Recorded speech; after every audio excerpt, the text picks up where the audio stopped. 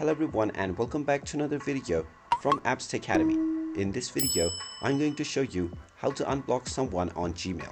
So let's get started right away. First of all, open up your web browser and then in the address bar type in gmail.com and press enter. You will then be taken into the official Gmail website. Now, if you haven't logged into your account already, go ahead and click on the sign in button and then use your credentials to log into your account. After logging in, you will be taken into your inbox page, from which, if you wish to unblock someone, then you will need to go over to the gear icon at the top right. Click on the gear icon and then click on See All Settings. You will now be taken into the settings page. Now, from the settings page, hover over to Filters and Blocked Address, and now you will see all of the blocked addresses in the blocked address section.